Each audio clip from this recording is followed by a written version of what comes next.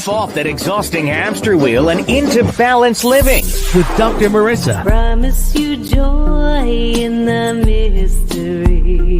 Dr. Marissa, also known as the Asian Oprah. Her mission, to be a beneficial presence on the planet. Her purpose, to be your personal advocate to live, laugh, love, learn. Her life motto, don't die wondering. Take back your life with Dr. Marissa Pay.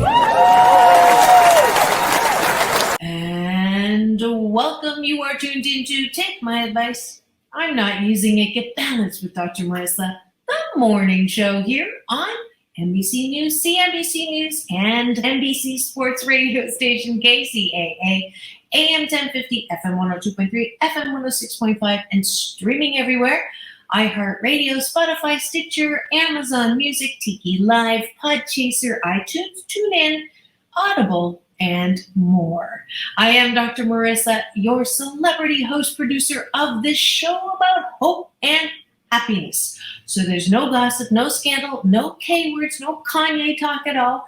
Instead, I want you to focus on your own reality show and how you can be happy 88% of the time.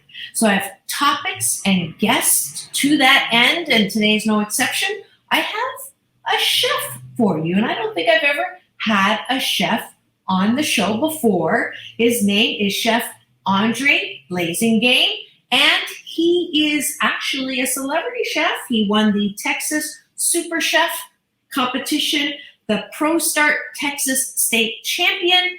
He's a coach, mentor, and more, and he is my very special guest today when we come back after the break. But before that, you all know that I'm trying to work your muscle of focusing, choosing the best feeling thought all day long. So we start with taking a bite of my gratitude sandwich every show so that I can work that muscle. So instead of waking up and running to the bathroom and thinking and worrying about all the things you have to do, or worse, picking up the phone and swiping and scrolling through to find out what bad things happened all day while you were asleep, or people's opinions about things that really have nothing to do with your life, or looking for likes and approval, which is also not useful exercise, because I want you to own and claim your birthright to happiness 88, which starts with approving of yourself. That's why taking a bite of your gratitude sandwich is 8 specific things, first thing in the morning, that you are grateful for. And then at the end of the night, things that you appreciate about yourself. So let's get started. I am grateful that there's technology so that I can come at you with a new show, even though I'm visiting my mom. She has Parkinson's. A lot of you know that. And so I'm in Toronto, first time since COVID hit to be able to go visit her. But I wanted to bring you great interviews. So just for you, I pre-recorded, and we have that great interview coming up. Actually, we have them all for the next 2 weeks. So enjoy and stay tuned here. I am grateful for the taste of really good Chinese food, which is my favorite food, and that I went to one of my favorite restaurants downtown in Chinatown called Yang Chow's that has the best slippery shrimp, and I got a fortune cookie that had the word satisfaction in it. I had just been listening to Abraham as I was driving to go on location before I got to the restaurant, and guess what I was thinking about? Satisfaction. So that's 4, good timings 5. I got 3 great parking spots with money in the meter, so it was still green. That's 6 and 7. And then finally, I am grateful that I started this show now over 9 years ago, and that you're still here supporting me, and that you're here to start your day in the most positive way, and I'm super grateful for that. And after you finish the gratitudes, the end of the day is appreciation. And you know, I emphasize appreciation because we didn't learn it in school. We don't know that we're supposed to learn how to soothe ourselves and tell ourselves that we're, pretty good people, that we've done a pretty good job. We learn how to criticize ourselves very easily from people who are well-meaning, but sometimes they're more mean than well, and criticize us, and we pick up that habit. And that also leads to looking for love in all the wrong places, trying to find approval. So I call it going to the tractor for milk, which is trying to get approval from people who cannot give it. So encouraging you to work that muscle of appreciation. So before you go to bed, instead of thinking about all the things you didn't get done and all the things that you still need to do and who insulted you and what revenge to take, instead you get to appreciate yourself. So 8 things that you appreciate about yourself. I will do 3 this morning and let you finish tonight. I appreciate that I am creative. I put a new short film together during COVID, #COVID Silver Lining, PPP, post-pandemic possibilities, that I'm encouraging you to go and watch so that you can go back to work with the most positive thought in place, and that I am musical. I love to write music and play. I'm a retired lounge lizard. I used to play in all the piano bars in Antwerpen, in Belgium, as well as in Hollywood and Santa Monica. So all of those I am appreciative of. And finally, I appreciate that I am loving 88% of the time. Not all the time. Sometimes I step into it. Sometimes I yell when I don't mean to yell. Sometimes I criticize when I don't mean to criticize. But most of the time, I am a loving person. So hopefully you have at least 3 things you can appreciate about yourself. If not, you might want to come work with me. I do free orientations the last Wednesday of every month at 7 p.m. on Zoom. So you can talk about how to be happier. And I also have subscription-based as well as coaching packages that you could take advantage of. All of those on drmarissa.life, because I do want you to be happy 88% of the time. Not all the time, because we need some contrast. No such thing as 100% happy, but most of the time, 88%. Okay? And because I'm away doesn't mean that I'm not going to give you an Asian Oprah giveaway. The first person to go to drmarissa.life, and because we are talking about experiences in life today and gratitude, the one gratitude I didn't say that I usually do is my daughters, Chloe May and Sarah Way. They actually illustrated this children's book about feelings. And so I'm going to give you a download of this children's book as my Asian Oprah giveaway for the first person that goes to drmarissa.life. And when you join my Happy 88 family, put in the subject line, Happy Children. And then I'll know to send you the promo code so you can get your free children's book from me. All right? Okie dokie, that's it for the first portion, taking a bite of my gratitude sandwich here on KCAA, the station that leaves no listener behind.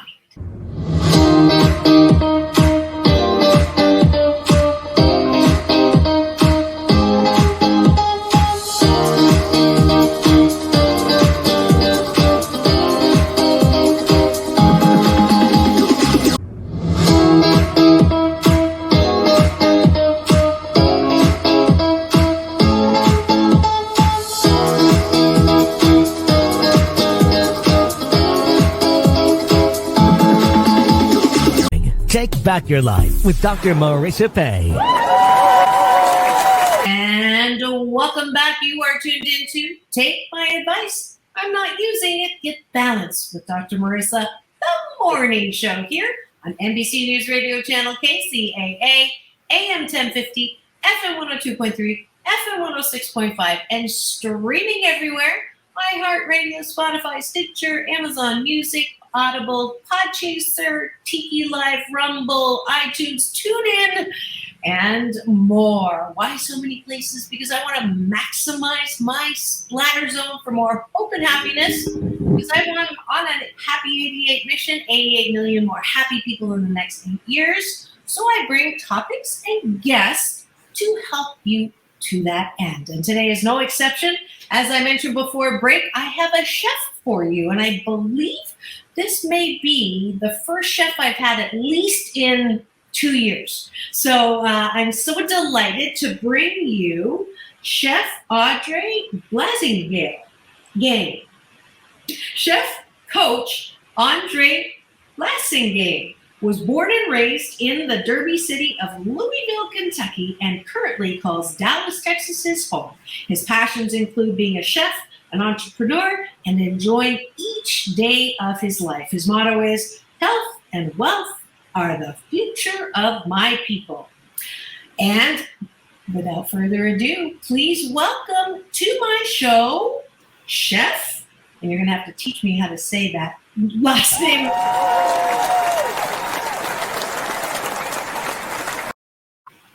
Welcome, Chef Aundre. I got Blasingame. I want to say Blazing Dale, which is, I've heard that before, right? But, Dr. Marissa, it's pronounced exactly how it's spelled, Blasingame. Or you can say Blasingame like my northerner friends do. I prefer that. I totally got it wrong. So Blasingame. Yes, ma'am. Well, awesome. Yes, ma'am. Well, thank you. Welcome. And I'm. Can you move your head just a bit? I want people to see the cartoon there. Oh, that sort of kind of looks. Yes, it does look like you. And thank you. Maybe you can move your chair a little so you still have your. We'll see double. There we go. But welcome to the show, and we have to thank Colette Tracy, who is a past guest of mine, for introducing you to me and bringing you on here to talk about who knows what. I love the way I don't do pre-interviews on purpose because I want to freshly discover in real time these wonderful people that come onto my show. So let's start with this. I do not have an answering machine. I have a questioning machine. So when you call me, it says, who are you and what do you want? So, Chef, who are you and what do you want? Well, Dr. Marissa, I am Chef Aundre Blasingame, and what I want is to change 1 billion lives before I die. If I had to put that in a message form, that would be what I want, to change 1 billion lives, unlock the conscious mind, and have everyone living a fulfilled life. Beautiful. Now, what do you, fulfillment. So define that for me. So fulfillment for me is, or the way that I define it would be having your focus on a worthy ideal and walking towards that in your purpose. See, there's a lot of people that are great at a lot of things, but most of them are not doing their purpose. They're doing what they're good at. Oftentimes, we take jobs, spouses, vacations that we're great, good at, or know, as opposed to really actually doing our purpose. So I want those lives to be changed where they're walking in their purpose. Nothing wrong with being great with 1,000 things, but your life is more fulfilled when you're actually doing your purpose, because it's something that you would do for free no matter what's going on around you. Okay, sounds good. Did you know you were going to be doing this when you were a kid?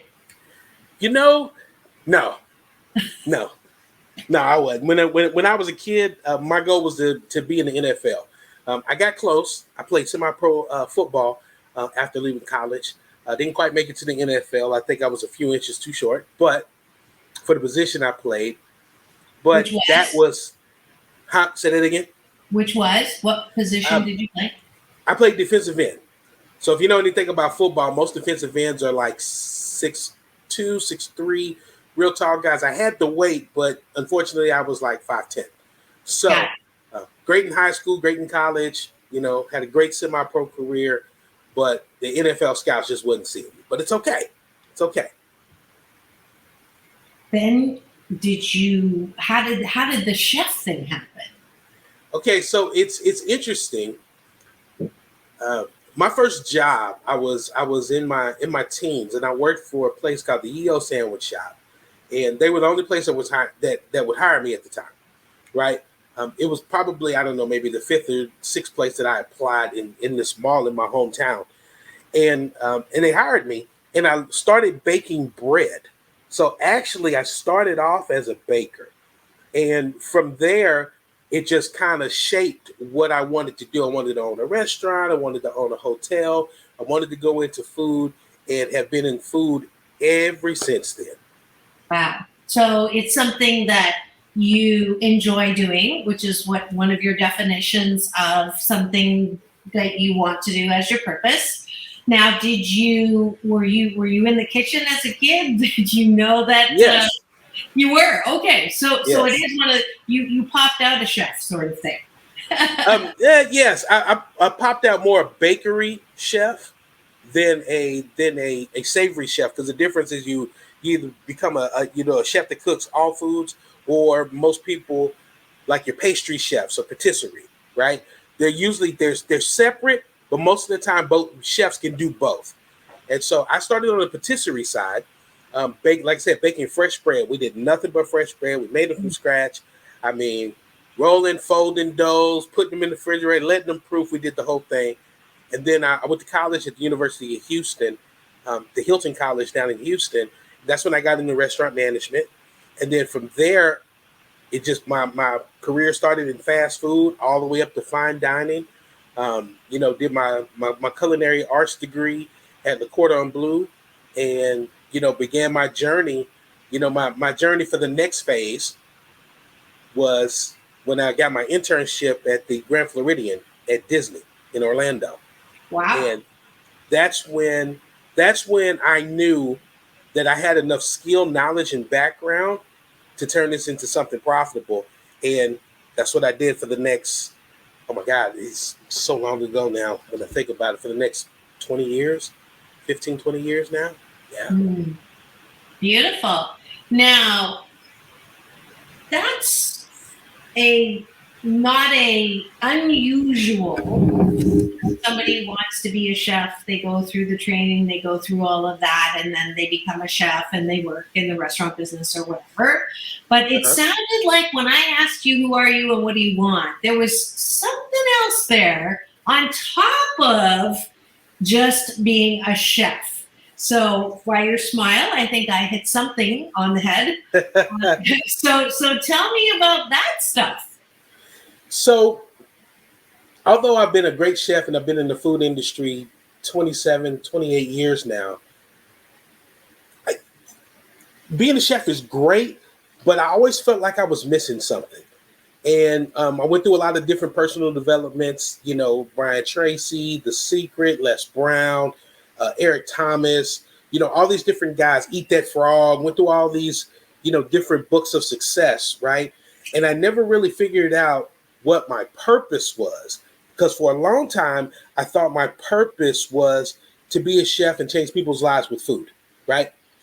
And as I got older, when I started my own business 13 years ago, as I went through the business, I started seeing things missing in my industry, like us dealing with depression, mental health issues, and not really talking about it, because most of us as chefs, they'll tell you, when we got a problem, we go in the walk-in and we scream. The walk-in has 4 walls that has no sound, right? And so I got into consulting about 6 years ago. And when I got into consulting restaurants, that's when it sparked for me what my purpose was to speak and teach and coach people on changing their mindset, not only about the industry, but about business. And when I started walking in that purpose, it was a miraculous change and growth. It's like everything kind of catapulted. My business and wasn't trying, but my business doubled in size, right? after being open for 7 to 8 years, and 5 years, most small businesses go out of business if they don't know what they're doing. I hit year 8 and figured out my purpose, let my team handle most of the catering. And it was just like everything just began to build, and come up stronger. And now I'm walking in my purpose as a speaker and a coach and trainer to help people understand that you have everything you need inside you. You just need someone to unlock it for you in your subconscious. So that's where I am now. So it sounds like you went from a place of just enoughness.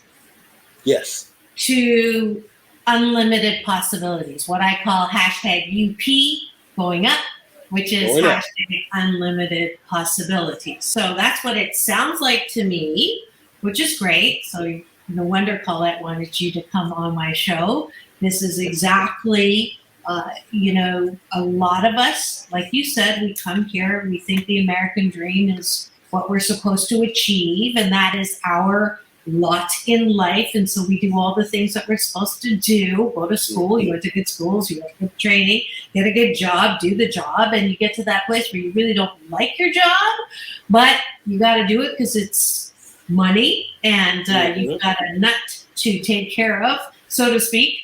And then you begin to resent that you have to do what you have to do, and certainly you don't have any joy in what you're doing anymore. So that is really great. That's really good. Yes. So tell me what you think prepared you for that, because there's a lot of people walking around right now saying, I don't know what my purpose is. I want to know what my purpose is, or what is my purpose? Is this all there is to life? Is this all that I'm supposed to be doing? Is there any kind of pre-paving, or what do you think the formula is to help answer that question without too much pain? Or maybe pain is necessary. Well, I'm going to address the pain piece first. Pain is necessary because it's temporary, right? And most people, once they can unlock the fact that pain is temporary, then they can unlock any purpose or potential that they have. Because when you think about pain as opposed to pressure, as opposed to pleasure, most of the time pain is short-lived. Whether you get a scrape on the knee, whether you break a leg, whether you have, emotional pain, time typically can heal that if you allow it, right? They always say time heals all wounds. I said, not if you don't allow it, right? It won't do what it need to do unless it's part of your skin. But you got to go through the pain of bumping your head, because you got to fail your way to the success ladder that is designed for you.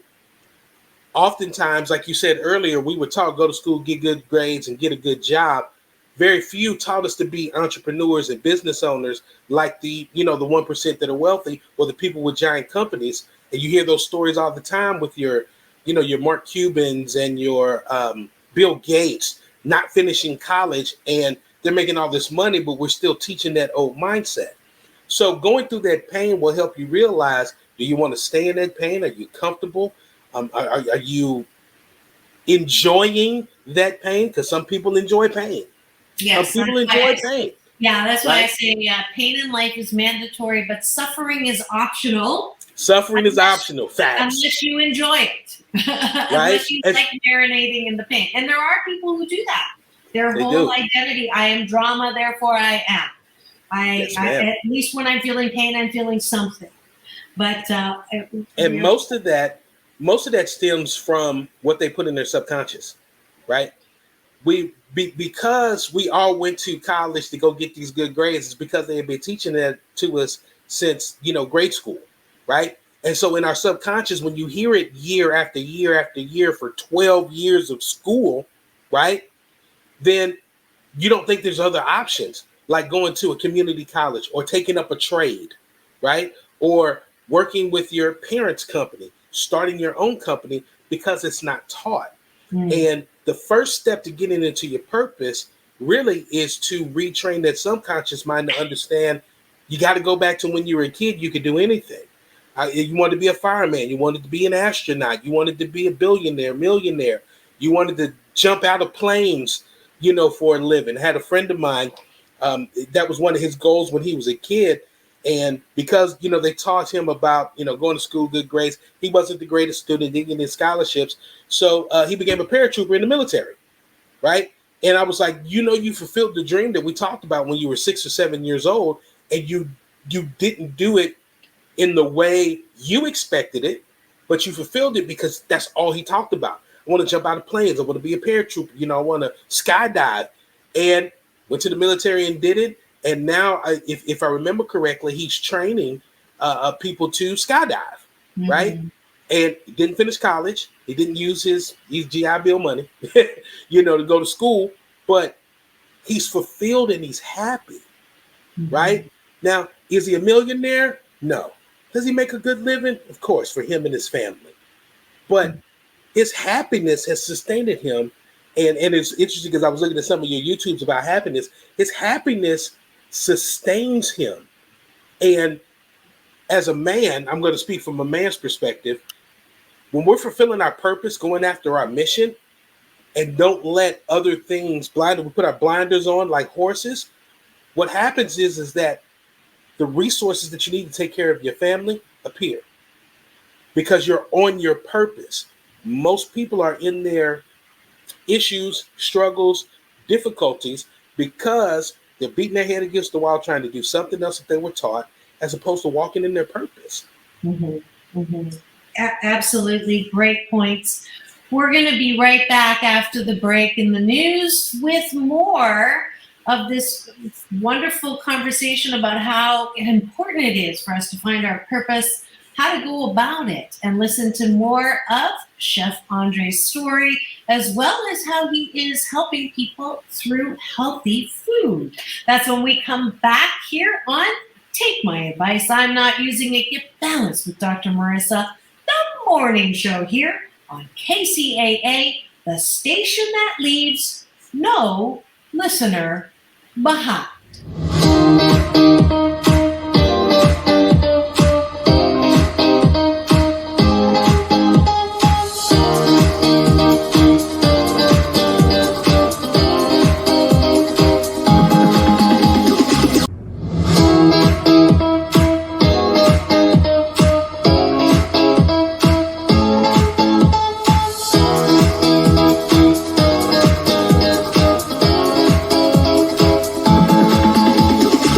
Take back your life with Dr. Marissa Pay.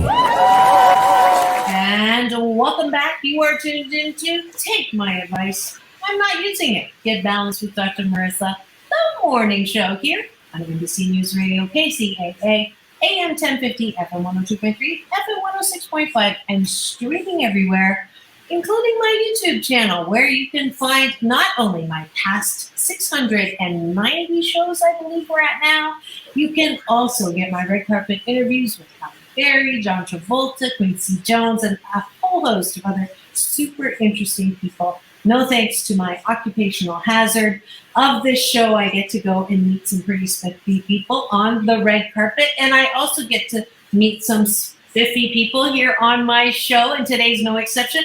I have Chef Aundre with me in my studio, on the air, and he has been telling us about his journey and his ticket to a happier life when he connected with his purpose. So welcome back, Chef Aundre. Thank you again for joining me. And we wanted to talk about specifically, I know Colette had asked about your changing lives through healthier food. And I think that is a huge, wonderful, positive way of improving lives that is not a war on. So I just wanted to take a California minute.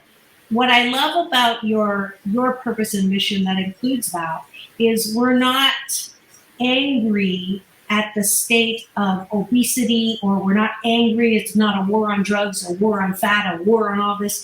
It is the methodologies might be the same or similar, but the way that you framed it, I think, is wonderful. So how did you get into that? So the short of it is, of course, being a chef and seeing the trend of all the trendy diets that have been coming through and things of that nature. We do, one of the services we offer is pre-made meals, right? And so I had quite a few clients that had all these different ailments, different diseases, different sicknesses that they were dealing with, right?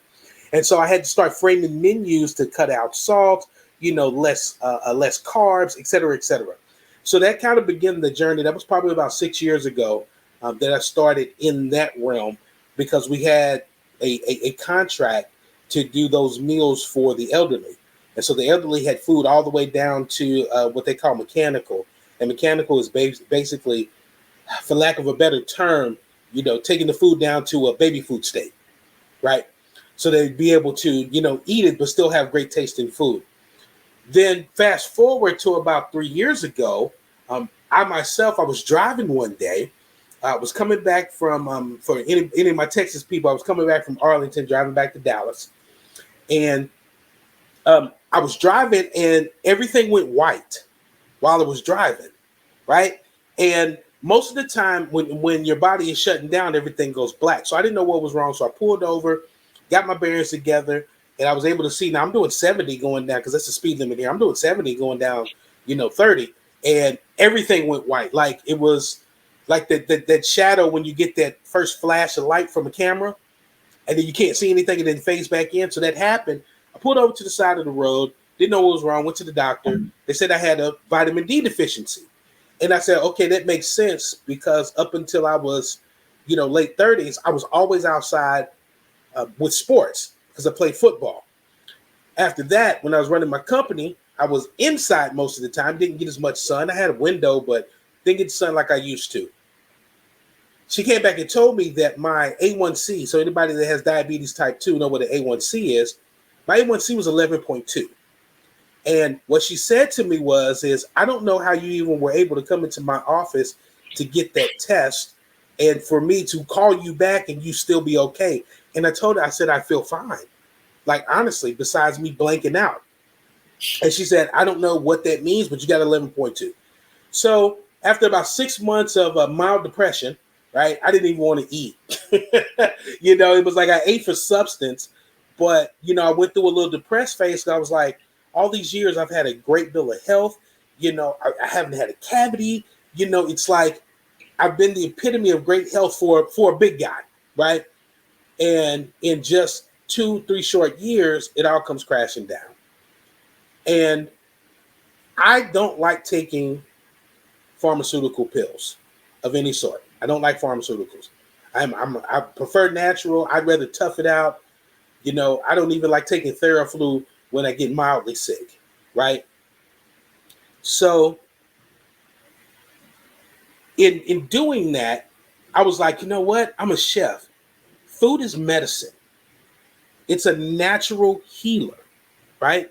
So what I did after about a year, I took a fast of 1 month, and I went back to the roots of eating everything farm to table, natural, nothing processed, nothing from any of the major chain grocery stores, and I took that 30 days. I had no meat. You might as well say I was a vegan for those 30 days. In the Christian community, we call it the Daniel fast. So it was just nuts, berries. What fast? The Daniel fast. Oh, Daniel. I thought you said Yeah. Dandio. I'm like, who's Dandio? Yeah, that's a new one on me, right?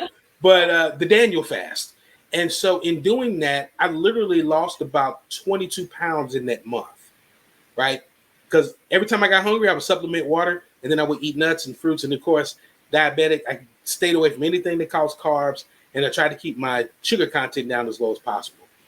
And in that journey of changing that, I was told that I would be stuck with this sickness my entire life, right?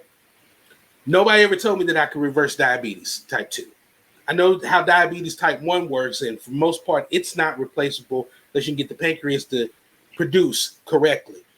But on the other end, you can reverse type 2 diabetes.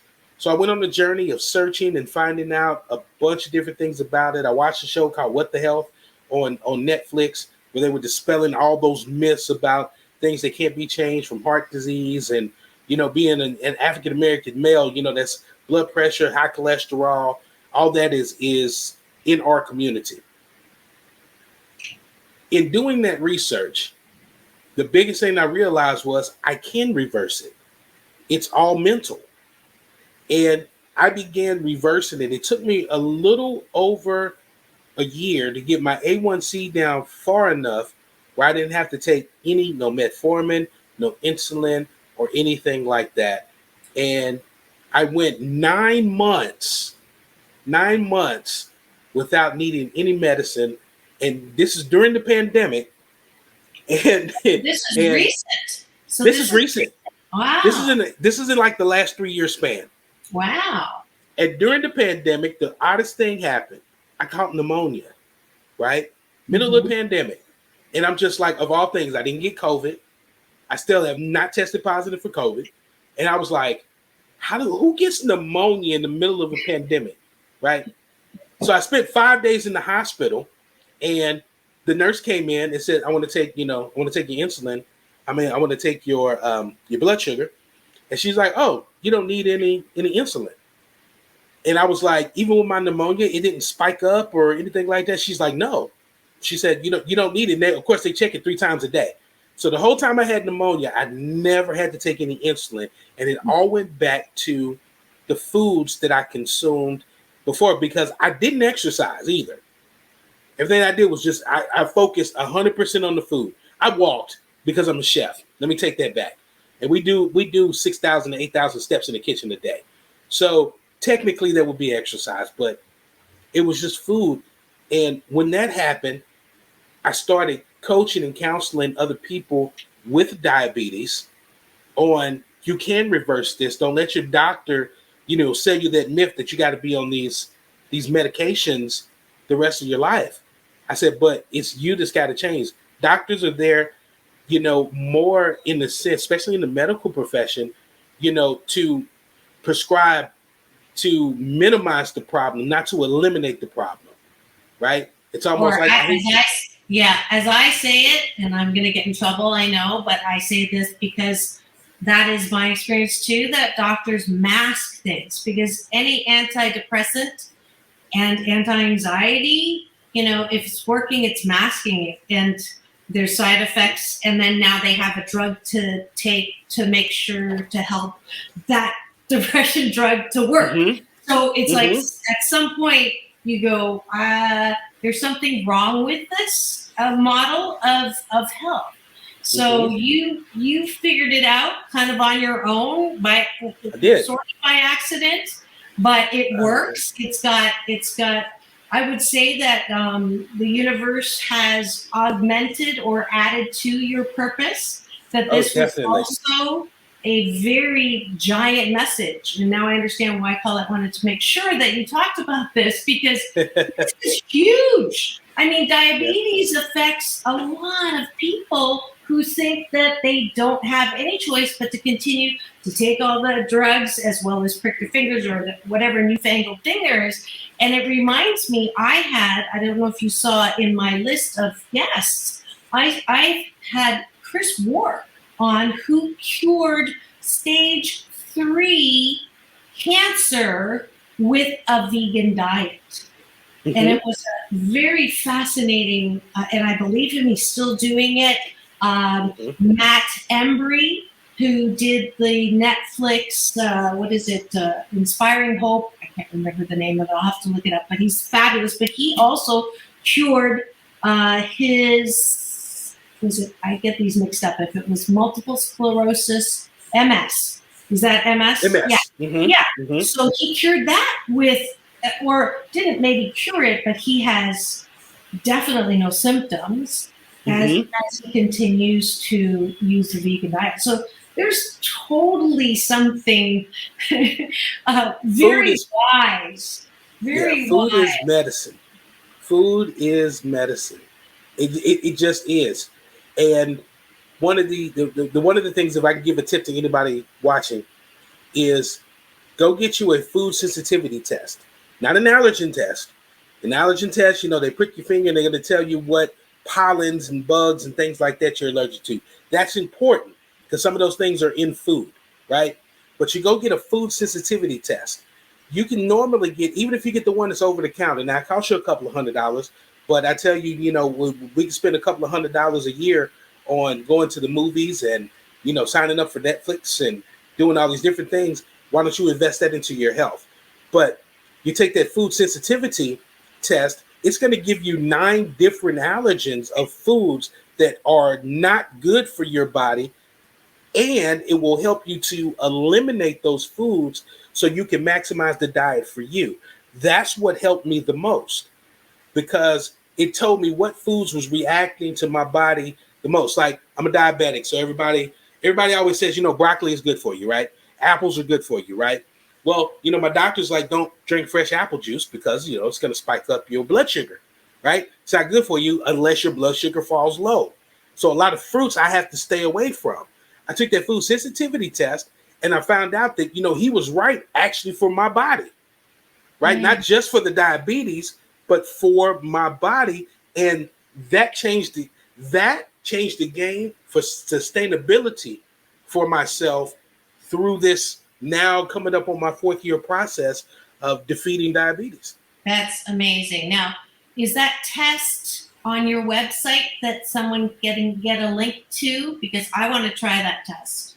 Actually, well, I got my test through my doctor after asking several times because he did not want me to take it. He didn't say he didn't want me to take it. What's the difference between God and a doctor? This is my dad's favorite joke. What's the difference between God and a doctor? A doctor God doesn't want to be a doctor. Right? He's already a healer. Yeah. So what's the name? There's quite a few. I don't know the exact name of the test that I took then because it was through my insurance and through my medical practitioner. But I think there's a company called Emergy Home Systems. Those are the home tests, right? And that one runs about $150 to $200, right? Okay. But it will give you those 90 things. And I would suggest anybody Google food sensitivity kits, and you'll be able to find it. Because, like I said, I got mine in the doctor. Next time you go to your doctor, you ask them, can I get a food sensitivity test? Not an allergen test, because once again, it's going to tell you the pollen and the air and things of that nature, because all they do is prick the skin. This tells you about the allergens that are food related and what you're sensitive to. Matter of fact, it's the same test they use to find out if people have their gluten allergies.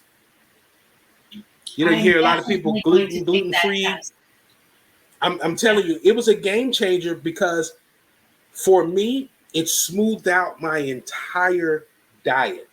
Because I'm like, if this affects my pancreas and my liver, and it's specific to each person. So I always tell people to get it because even though broccoli is good, chlorophyll may not be good for your body. But broccoli for the most part is technically good unless it's not good for you. Right. And you don't find out if you don't take that test. Yeah, and I never knew about this. This is like absolute. I mean, I've heard of getting tested. Allergy tests I've had, and gluten I've heard of, but not a whole series of foods to look at if you have allergies. That's great. I love it when I learn something new. So, and it is, you're right. There's a Everly Well comes up, but just Google food. That's who it is. Everly Wells. I could not remember the name. Yeah. Thank you.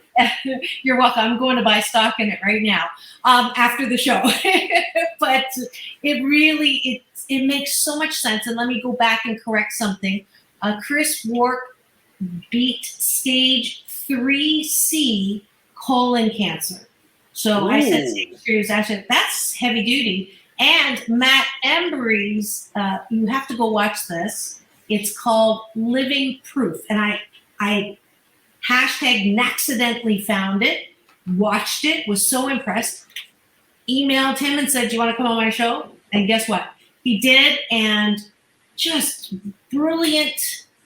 You and Chris and Matt are in now. I'm going to put you in a separate playlist because we just don't recognize And if I had another life, I would go and look at the connection between processed foods, because that's the only big difference that this generation has had, and the extra heart disease, extra cancer, extra autism, extra, all of this stuff has to be somehow connected with processed food. And yet, go ahead, I'm sorry. We need another 45 minutes, because remember, I've been in the food industry, from food production and everything, but we need another 45 minutes just to break down the simplicity of the complexity of how it's created this monster for the pharmaceutical industry, right? Yeah. You know, short form. I'll give an example. Okay. I'll give you a short example, because I know we're pressed for time, right? So we're the only species on the planet that continues to drink milk as adults. As a what? As adults. Oh, as adults. Okay. Think about it. Baby calves, once they stop suckling from their mother, they don't drink milk anymore. Kittens, puppies, the bigger that they get, the less that they supple from their mom with milk. But they trained us back in the 50s, because what the USDA and the FDA were trying to do was push the production of dairy farm foods, right? They push milk in cereal and everything that you do. And now here we are, 30, 40, 50 years later, still drinking milk in our cereal. And it's not necessarily great for our body in that much consumption, because if it was, we would still be suppling on our mothers, right? Even children that are breastfed. At some point, they have to stop doing it, because the nutrient isn't necessarily benefiting their body anymore. Back then, it was a scheme for, I'm not going to say a scheme. Yes, I am going to say a scheme. It was a scheme for the government to get the dairy farmers to really be able to push that, right?